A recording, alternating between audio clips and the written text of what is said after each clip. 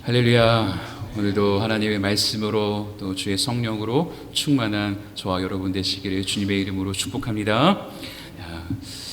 너희가 여호와를 능히 섬기지 못하리라 라고 하는 제목으로 여러분과 은혜를 나누려고 합니다. 그래서 오늘 본문은 아까 전에 그 페이지 보셨죠? 한번 보여주실래요? 장로님이 멋지게 그 앞에 표지를 만들어 주셨는데 어떤 모습 같아요? 여호수아서니까 여호수아겠죠.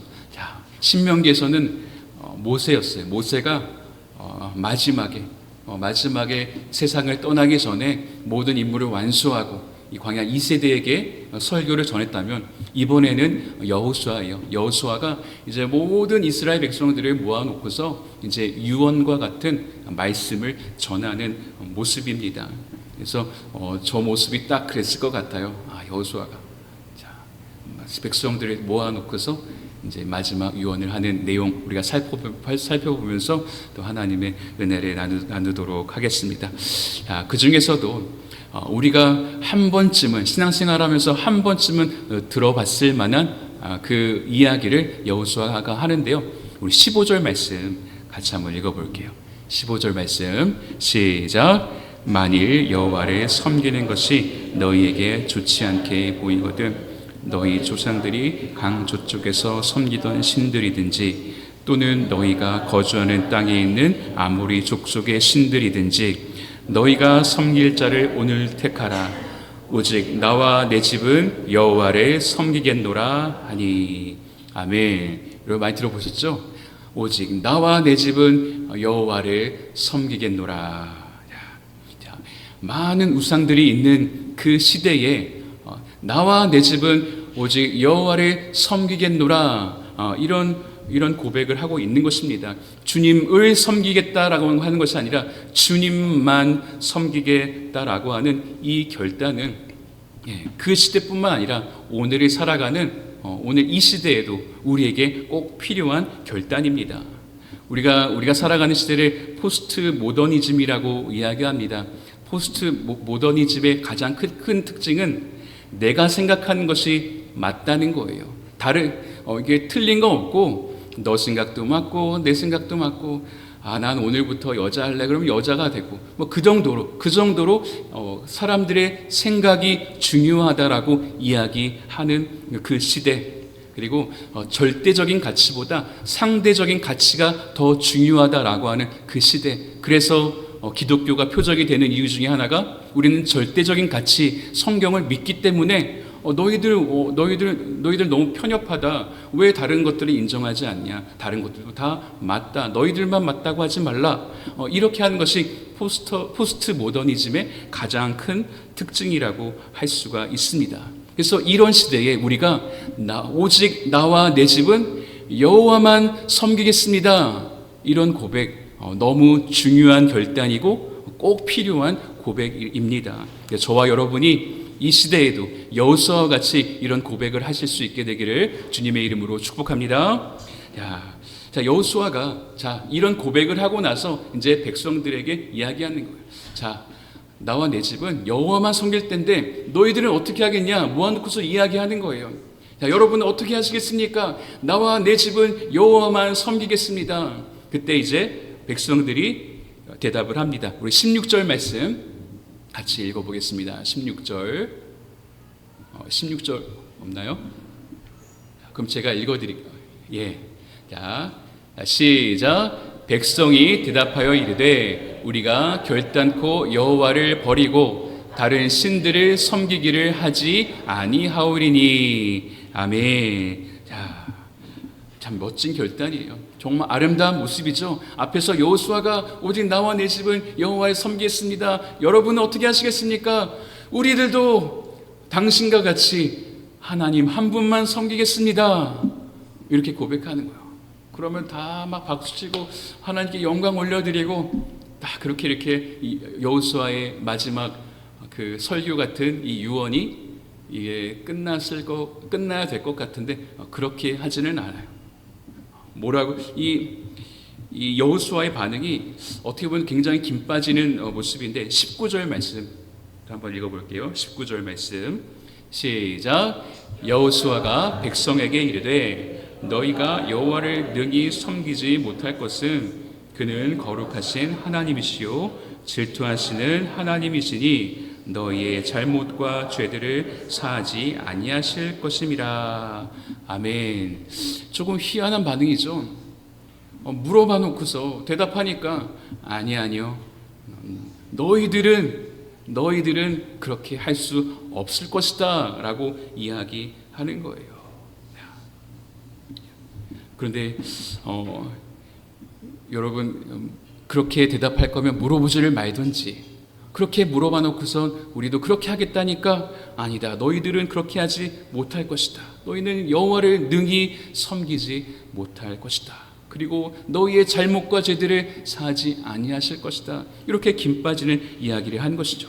그러면 왜 이렇게 이야기를 했을까? 이유가 있겠죠.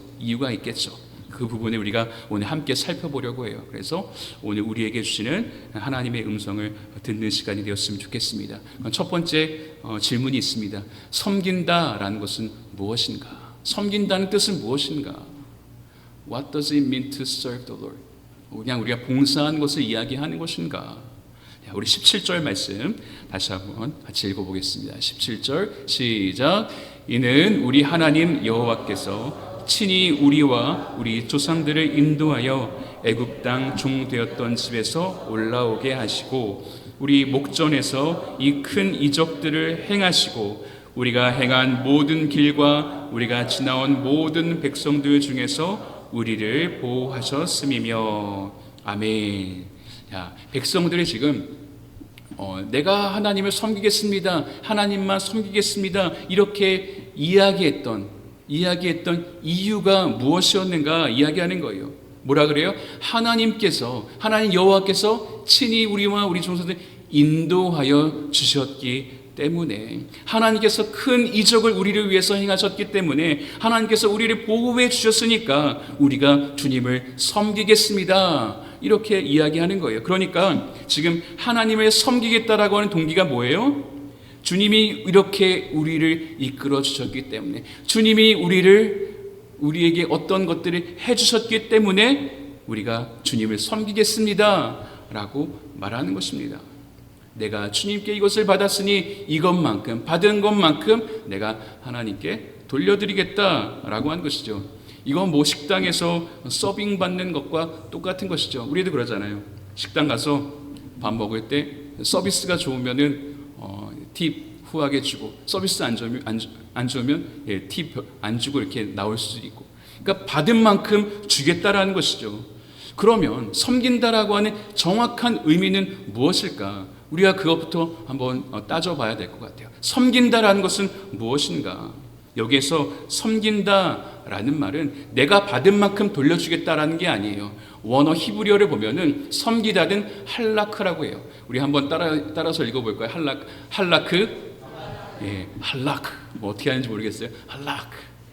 할라크라고 하는데 이것은 뭐라고 하면 미리 가신 길을 따라가다라고 하는 의미예요. 우리가 생각하는 섬기다, 그냥 봉사하고 그냥 도와주고 이런 것이 아니라 할라크라고 하는 이 히브리어 원어의 뜻은 미리 가신 길을 따라가다라고 하는 뜻이라는 거예요. 그러니까 지금 내가 주님을 섬긴다라고 하는 것은 봉사의 차원이 아니라는 거예요.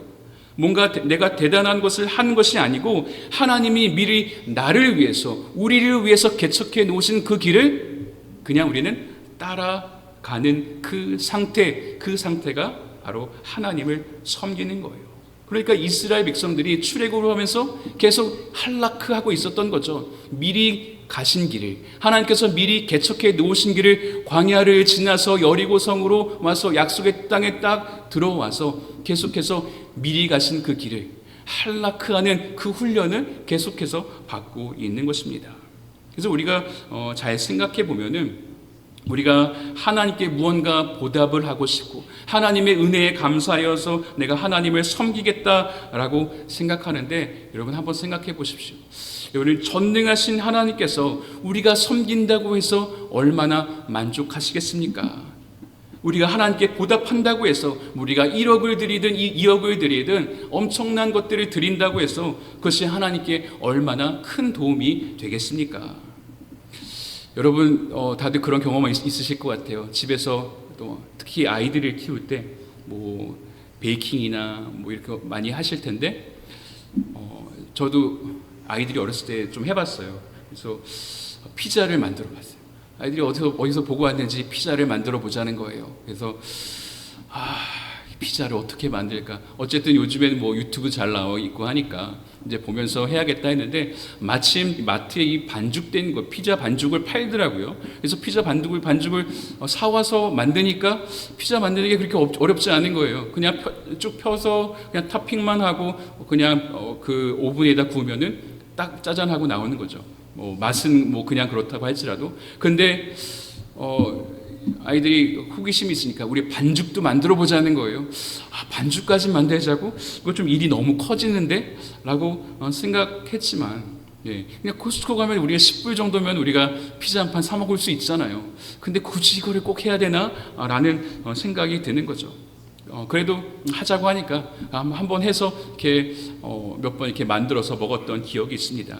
여러분도 그런 기억이 있을 거예요. 요리할 때뿐만 아니라 청소할 때도 그러죠. 같이 하고 싶어하고 뭔가 이제 그렇게 해보고 참여하고 싶어하고 그런 때가 있습니다. 그래서 아이들이 도와준다라고 하면 그 소리가 굉장히 그렇게 달갑지가 않은 것이죠. 왜냐하면 같이 하다 보면 일이 더 많아지고 시간도 많이 걸리고 더 힘들어지고 나중에 또 정리하려고 한다면 그게 보통 일이 아니거든요. 그럼에도 불구하고 우리가 그 아이들의 요구를 들어주는 이유는 뭐예요? 그래도 기쁘기 때문이에요. 같이 하니까 같이 그 시간 우리가 맛없는 피자를 만든다고 할지라도 그 시간을 함께 하는 것이 기쁘니까 시간이 많이 걸려도 괜찮은 거예요. 거추장스러워도 괜찮습니다. 더 어지럽혀도 그냥 괜찮은 거예요. 그냥 하는 거예요. 왜요? 아이들과 함께하는 그 시간이 기쁘기 때문인 것이죠.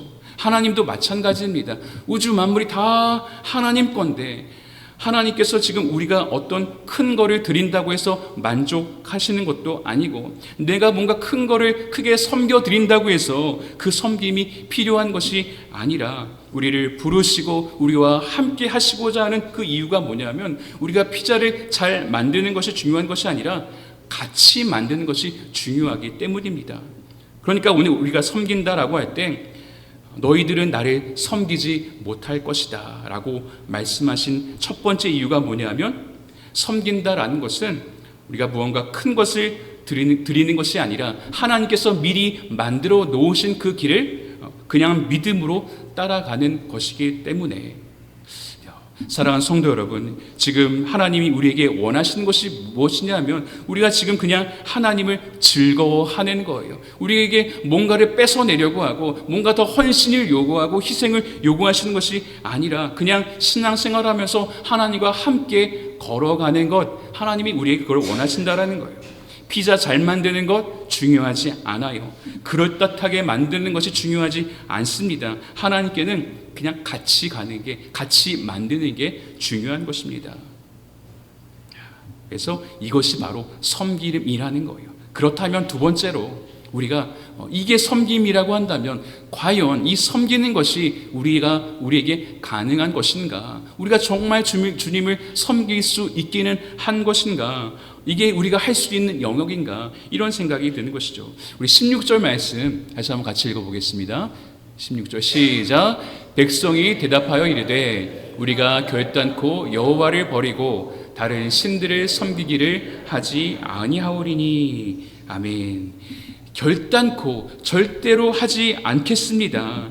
여러분 베드로도 내가 주님을 절대로 부인하지 않겠습니다. 결단코 우상을 섬기지 않겠습니다. 라고 결단을 하죠. 고백을 하죠. 그런데 참 희한한 것은 내가 그렇게 결단을 해서 주님을 잘 섬길 수 있을 줄 알았는데 바로 다음에 나오는 책이 사사기인데 사사기에서 뭐라고 기록하고 있냐면 그들의 땅에 있는 우상을 섬김에 이렇게 나오는 거예요.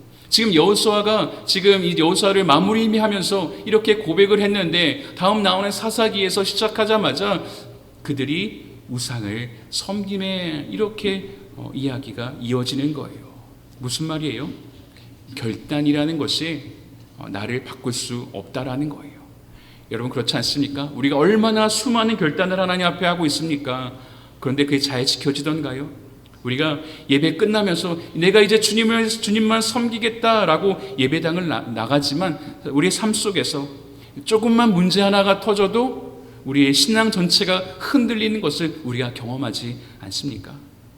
오늘 19절에 너희는 섬길 수 없을 것이다 라고 하는 말씀은 우리의 신앙의 본질이 무엇인지를 정확하게 말씀하시는 구절입니다. 중요한 것은 결단이 나를 승리하게 하시는 것이 아니라 내 결심이 나를 변화시킬 수 있는 것이 아니라 그 믿음의 주어는 내가 아니라 예수님이라는 것을 우리에게 가르쳐 주시는 거예요. 그래서 19절에 보면 너희는 주님을 섬기지 못할 것이다. 너희는 못한다는 거예요. 그래서 그 다음 절에 그분은 거룩하신 하나님이시며 질투하시는 하나님이시다라고 말씀하시죠. 여러분 질투가 왜 생기는 거예요? 사랑하기 때문에 질투하는 것입니다. 사랑하지 않으면 질투라는 감정이 나올 수가 없는 거예요. 그러니까 당신들은 주님을 절대로 섬길 수 없습니다. 왜냐하면 당신들이 주님을 섬기는 게 아니라는 거예요. 주님이 나를 사랑하시는 것이 중심이라는 것입니다. 이 말장난하는 것 같지만 내가 태도를 바꾸고 내가 의지적으로 나를 변화시켜서 내가 주님을 섬기는 게 아니라는 거예요. 주님이 나를 사랑하심으로써 우리는 그 사랑을 통해서 주님을 섬길 수 있게 된다라는 것입니다. 내가 주님을 믿게 된 것 같고 내가 어떻게 지나가다 보니까 우연히 오게 된 것 같고 내가 주님을 선택한 것 같지만 결국 주님이 우리를 선택하셨습니다. 깨닫는 것도 내가 어떻게 조금 머리가 좋아서 조금 내가 상태가 좋아서 깨닫게 된 것이 아니라 하나님이 우리로 하여금 깨닫게 해주시는 것이죠. 결국엔 뭐예요? 내가 한 것이 하나도 없고 그래서 내가 자랑할 것이 하나도 없고 모든 것이 주님이 하셨다라는 것이죠. 내가 예수님을 믿게 된 것도 하나님이 하신 것이고 내가 깨닫게 된 것도 하나님이 하신 것이고 모든 것이 주님이 하신 거예요. 그러니까 이 섬김이라는 단어는 주님이 이미 하신 것들을 따라가는 거라고 이야기했잖아요. 그래서 그 섬김은 주님을 따라감으로 완성이 되는 것입니다. 그래서 내가 절대로 주님을 떠나지 않겠습니다. 내가 죽는 날까지 주님을 섬기겠습니다가 아니라 정확히 말하면 우리가 주님을 섬겨지게 되는 것입니다. 말이 좀 이상하지만 수동태로 말하기 위해서 섬기는 것이 아니라 섬겨지게 되는 것이다. 그래서 오늘 본문 앞에 우리가 읽지는 않았지만 3절부터 계속해서 이야기하는 것이 하나님께서 말씀하시는 거예요. 내가 너희를 강 저쪽에서 이끌어내었다. 5절에도 보면 내가 모세와 아론을 보내었고 6절에도 내가 너희의 조상들을 애굽에서 인도하여 내었고 7절에서도 보면은 내가 너희와 애굽 사람들 사이에 8절에도 내가 또 너희를 인도하여 내가 하나님께서 계속 말씀하시는 거예요. 너희가 아니라 내가. 이 이스라엘 백성들은 자기들이 땅을 차지한 줄 알았는데 실은 어때요? 하나님이 넘겨주셔서 차지할 수 있었던 것입니다. 오늘 내가 직장을 구한 줄 알았는데 내가 구한 것이 아니라 주님이 구하게 하시는 것입니다. 내가 지금 열심히 성실하게 살아왔기 때문에 오늘 내가 이 자리에 있게 된 줄로 알았는데 보니까 내가 한 것이 아니라 주님이 넘겨주셔서 주님이 나로 하여금 지금까지 오게 해주셨다. 이것이 바로 주님이 말씀하시는 믿음의 본질이라는 거예요. 내가 한 것이 아니라 하나님이 하셨다. 그래서 내가라고 하는 단어가 계속해서 반복이 되고 있는 것입니다. 이것이 바로 우리 신앙의 중심이라는 거예요. 여러분 우리에게 소망이 있는 이유가 무엇입니까? 내가 막 가방끈이 길어서 소망이 있는 것입니까? 내가 할 줄 아는 그 재능이 많이 있어서 소망이 있는 것입니까? 여러분 우리에게 소망이 있는 이유는 나에게 소망이 있는 것이 아니기 때문에 나에게 소망이 있는 것이 아니기 때문에 소망이 있는 거예요. 나에게 소망이 있다? 그러면 우리는 어려운 일이 찾아올 때마다 그냥 무너져 버리는 거예요. 그런데 나에게 소망이 있는 것이 아니기 때문에 소망이 있는 것입니다. 누구에게 소망이 있기 때문에? 하나님에게 소망이 있기 때문에 어렵고 힘들어도 우리가 다시 일어나는 거예요. 넘어졌다가도 다시 일어나는 거예요. 주님이 이미 가신 길을 나는 그냥 하나님이 인도하시는 대로 걸어가는 사람이기 때문에 소망이 있는 것입니다. 내가 섬기는 것이 아니라 섬겨지는 것이기 때문에 우리가 해야 될 것은 이것밖에 없다고 해요. 어떤 것인지 우리 23절 말씀 또 같이 읽어보겠습니다. 23절 시작. 여호수아가 이르되 그러면 이제 너희 중에 있는 이방신들을 치워버리고 너희의 마음을 이스라엘의 하나님 여호와께로 향하라. 아멘. 내가 결단한 대로 다짐한 대로 할 수 있는 존재가 아니기 때문에 너희들이 유일하게 강해질 수 있는, 너희가 힘을 얻을 수 있는, 그리고 섬겨질 수 있는 유일한 힘은 어디에 있다? 너희의 마음을 이스라엘의 하나님 여호와께로 향하라.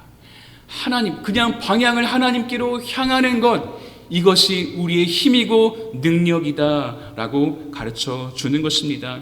우리는 내가 결단해서 나를 변화시켜서 주님을 더 잘 섬기게 될 것이라고 생각하는데 그것이 아니라 우리는 주님을 향할 때, 우리는 주님을 기억할 때 우리는 섬기게 되는 사람들입니다.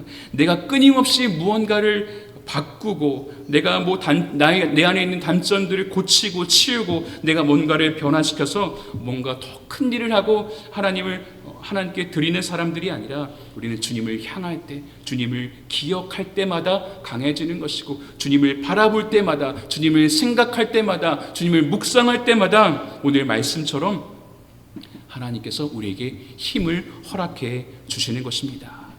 하나님만 바라보며 힘을 다 빼고 기억함으로 살아가는 사람들, 그게 우리라는 거예요. 그렇잖아요? 이 정도면 내가 할 수 있어. 그럼에도 불구하고 하나님은 우리가 하나님 앞에서 힘을 다 빼기를 원하시는 거예요. 그리고 무엇 하기를 원하시냐? 방향을 하나님께로 향하고 하나님을 기억하고 살아가는 사람. 그때 우리는 비로소 살 수 있는 존재라는 거예요. 그래서 내가 이제부터 주님을 잘 섬기겠다라는 결단보다 주님이 우리와 함께 하시는 것이 더 중요하고, 내가 이제부터는 잘 하겠습니다 라고 하는 결심보다 주님이 오늘도 나에게 힘을 주실 것이다 라고 하는 것을 기억하고 살아가는 것, 이것이 더 중요하다라는 거예요. 이것이 우리가 주님을 섬길 수 있는 유일한 힘이다.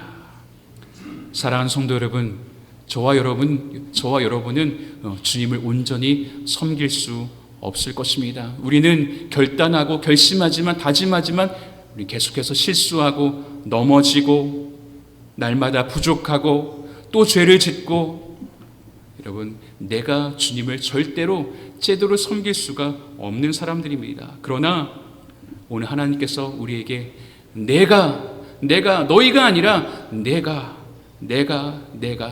이것을 계속해서 이스라엘 백성들에게 말씀하셨던 것처럼 오늘 우리에게도 말씀하시는 거예요.